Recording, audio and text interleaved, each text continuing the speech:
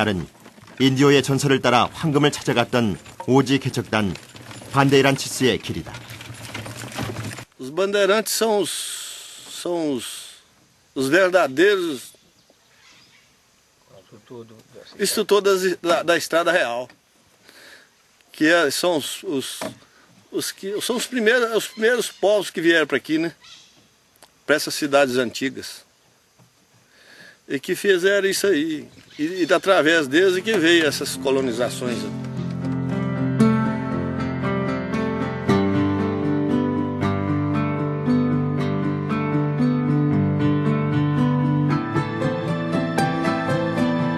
반데이란치스의 길을 따라 수많은 사람들이 황금을 찾기 위해 이곳으로 몰려들었다.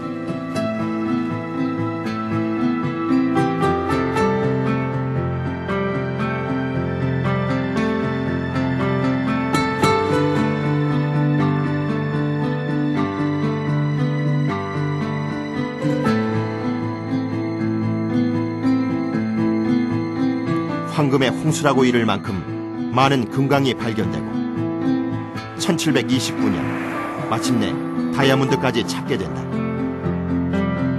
반데이란치스의 발자취가 스며 있는 에스트라다 헤알은 브라질 골드러시의 역사를 기억하는 길이다.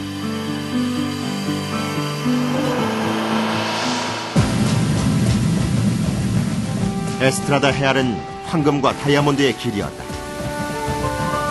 대서양 연안의 한국까지 이어지는 90일간의 긴 여정.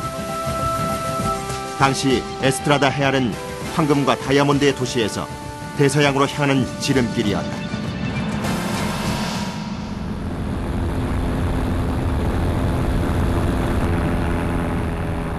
대서양에 면한 항구 파라치는 에스트라다 헤알에서 생산되던 금과 다이아몬드의 수출항이었다.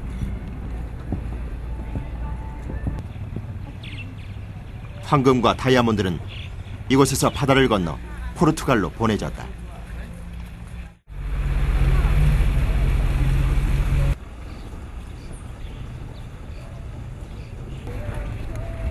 오늘 파라치에서 만나는 삶의 풍경은 바다에 기대어 살아가는 바닷가 사람들의 정겨운 일상들이다.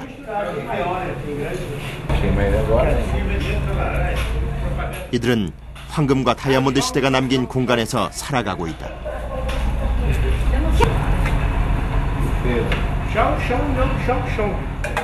원래 이 어시장 일대는 대서양을 건너온 선원들이 드나들던 홍등가였다고 한다.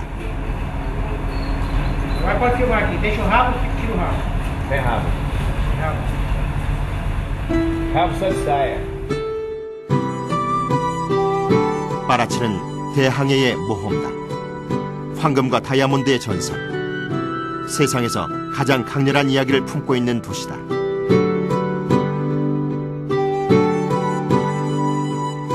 대서양을 마주보고 서 있는 파라치 성당. 이곳은 과거 선원들에게 죽음의 항해 끝에 만나는 구원의 등대와 같은 존재였다고 한다.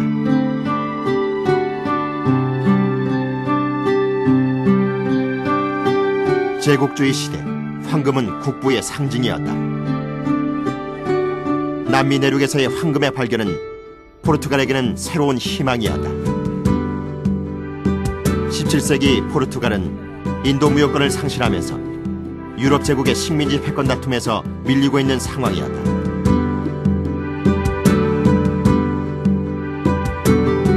식민지 브라질에서의 황금의 발견은 유럽 대항해 시대를 연 종주국 포르투갈의 위상을 다시 세우는 역사적인 사건이었다.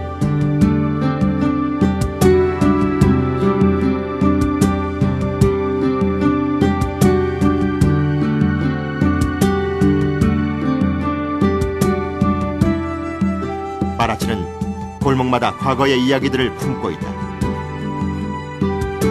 내륙에서 황금과 다이아몬드를 싣고 에스트라다 헤알을 따라온 마부들과 나귀들로 붐볐던 골목들.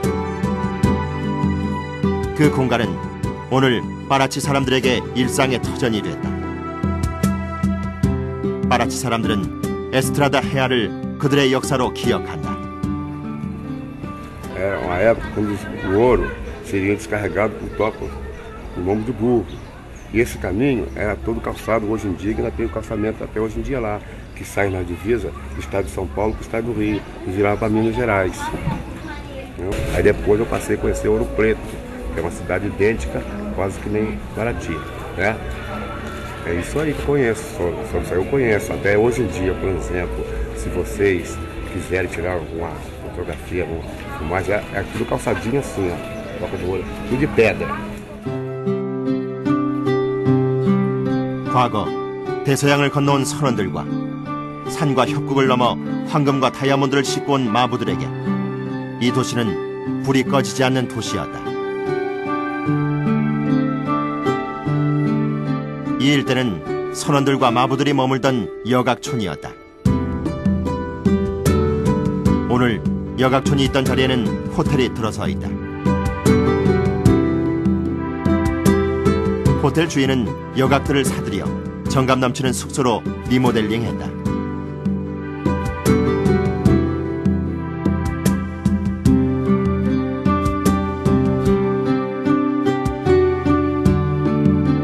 집과 집을 연결하던 골목은 객실을 이어주는 정원으로 꾸며져 있다.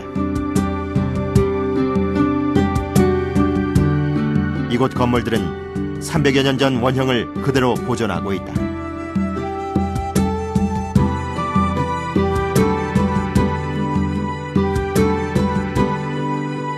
호텔 내부를 장식한 여러 소품들.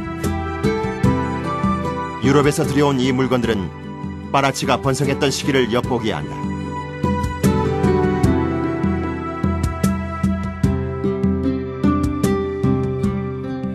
Então, Paraty foi uma dessas cidades assim, mais importantes do século XVII, século XVIII. Ele tinha sua maior importância porque por aqui passava e chegava todo o ouro, passava o ouro que ia para a Europa, açúcar, cana de açúcar, essas coisas. Então, e os fatos importantes, a cidade começou a ser calçada devido às pedras que traziam nos lastros dos navios. Muitas dessas pedras foram usadas em casas, igrejas, e a sua importância era o porto, porque daqui chegavam os escravos que vinham da África, o interior passavam-se por aqui para ser vendidas as cargas que eram trazidas da Europa, como vasilhas, essas coisas todas, artesanatos, tudo que passava por aqui para ser distribuído por interior do Rio de Janeiro e todo o Vale do Paraíba, e se estendia até Minas Gerais. Então, Paraty teve seu grau de importância, chegou a ter nesse período 18 mil habitantes a cidade. Então, vivia o seu auge.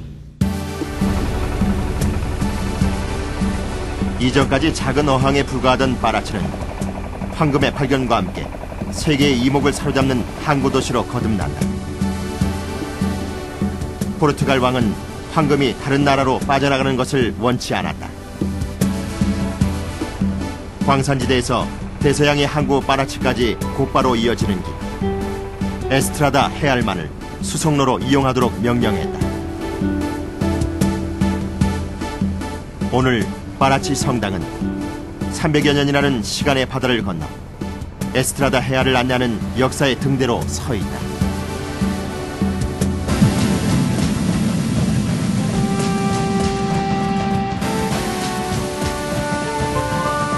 에스트라다 해알을 따라 황금과 다이아몬드를 찾아 나선 이들의 발길이 끊임없이 이어지고 새로운 도시가 생겨났다. Vão surgindo novas povoações ao longo desse caminho novo, como também tinha acontecido no Velho, muito em função da necessidade de dar alguma condição ao viajante, né, de pouso, de alimentação. Era muito comum, por exemplo, o indivíduo ter uma pequena roça e uma pequena casa que servia ao mesmo tempo de pouso e também de abrigo para os animais. Por exemplo, os animais eram colocados